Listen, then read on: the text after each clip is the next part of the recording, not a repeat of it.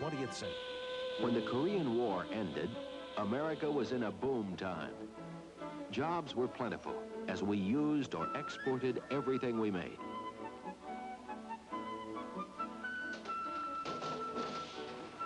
One of the things we used the most was the automobile.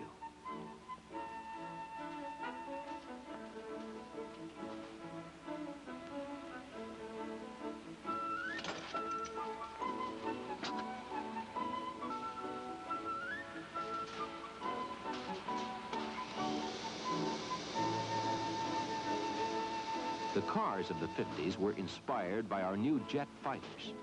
Each year they were longer, lower, wider, more powerful, and less fuel efficient, with bigger, shinier fins. In 1955, gasoline cost 29 cents a gallon, and the average new car sold for $1,800. Early in the decade, Secretary of Defense Charles Wilson said that what was good for General Motors was good for the country. He was probably right. More cars meant more road building contracts and the explosion of suburbia.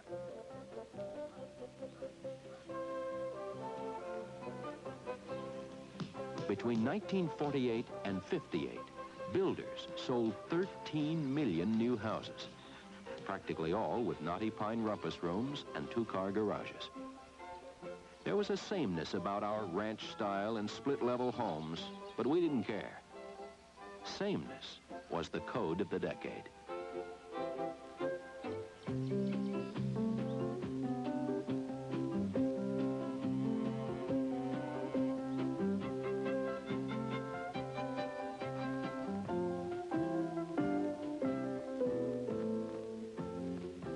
Shopping centers became the community centers for married women of the 50s.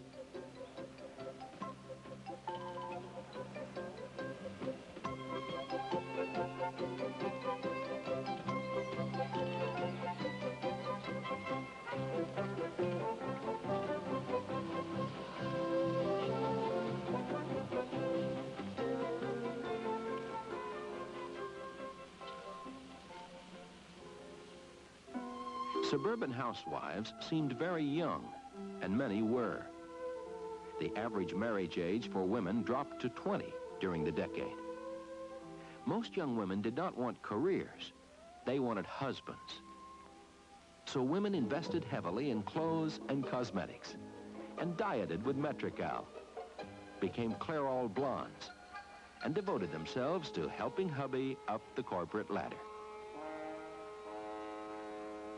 Some companies set up courses to teach corporate wives what to say, how to act, even what clothes to wear.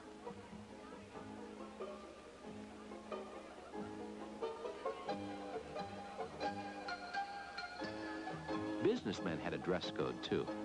Executives wore dark flannel suits, button-down shirts, and sincere neckties. If we were in advertising or the arts, a pink shirt was permissible. It was a sin to be different in the 50s, and certainly not the way to succeed at IBM or the Bank of America.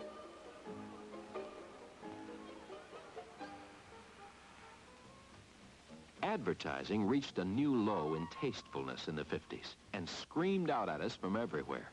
We were manipulated by Madison Avenue and bought luxuries like vinyl flooring, push-button phones, washer-dryers, soft drinks in cans, king-sized mattresses, and electric blankets. Between 1948 and 1955, our family income almost doubled to $5,600 a year. Installment buying became popular. We couldn't wait to spend the money we had and didn't have, for it was inexpensive. So American business turned away from radio, and Madison Avenue began to bombard us with Use Ajax, the foaming cleanser. Gets things clean just like a whiz. You'll stop paying the elbow tax when you start cleaning with Ajax. So use Ajax, the foaming cleanser. Floats the dirt right down the drain.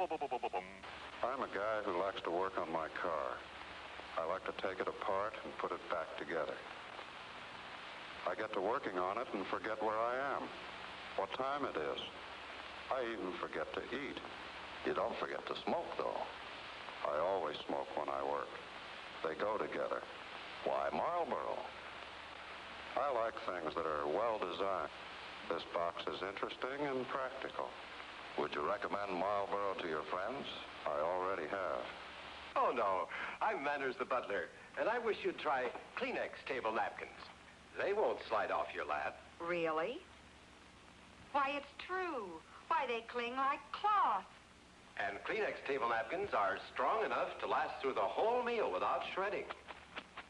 You'll wonder where the yellow went when you brush your teeth with Pepsodent. The taste is new, so fresh and clean. That new taste really lasts, it's keen. And while it makes your smile a rave, it also makes your breath behave. So start going steady right away with Pepsodent. Get some today. You'll wonder where the yellow went when you brush your teeth with Pepsodent. Pepsodent, Pepsodent. Other medical news was not so good.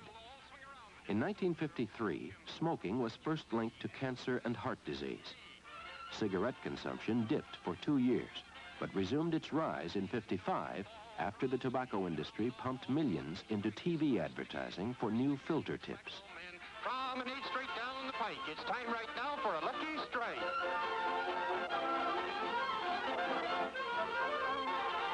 Yes, for smoking that you're bound to like, you just can't beat a lucky strike.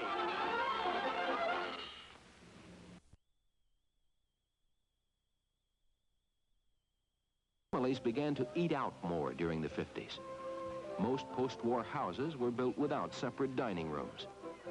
Parents began to feed their kids at the new fast food restaurants, or just drop them off someplace with a fistful of nickels and dimes.